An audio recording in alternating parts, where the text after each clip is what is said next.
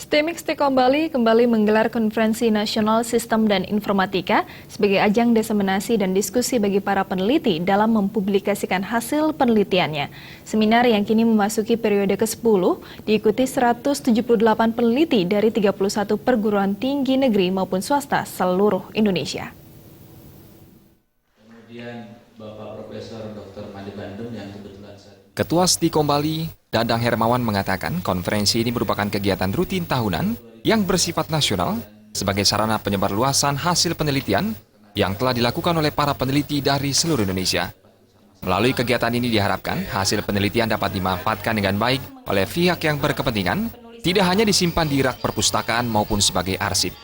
Dunia usaha dan industri dapat memanfaatkan hasil penelitian ini sehingga muncul keterkaitan antara keduanya. Selama ini, keterkaitan antara dunia usaha, industri dengan perguruan tinggi masih kurang, di mana masing-masing pihak berjalan sendiri. Melalui seminar ini diharapkan terjadi kolaborasi lebih intens dengan semua sektor. Selama ini, Stikom Bali selalu berusaha menghasilkan penelitian bersifat terapan yang bisa dijalankan oleh dunia usaha, industri, hingga pemerintah.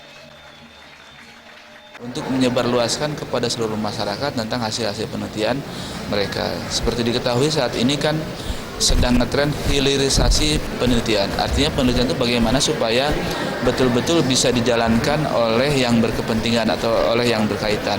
Tidak penelitian itu hanya disimpan di rak perpustakaan, di rak arsip sehingga tidak ada gunanya.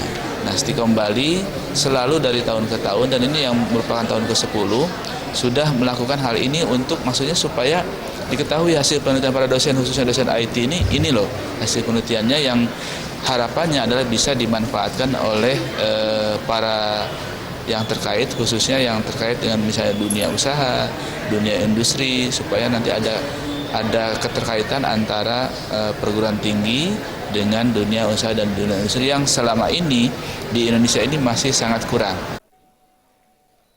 Seminar ini menurut Ketua Panitia, Niketut Dewi Ari Jayanti, sebagai ajang diseminasi dan diskusi bagi para peneliti dalam mempublikasikan hasil penelitiannya.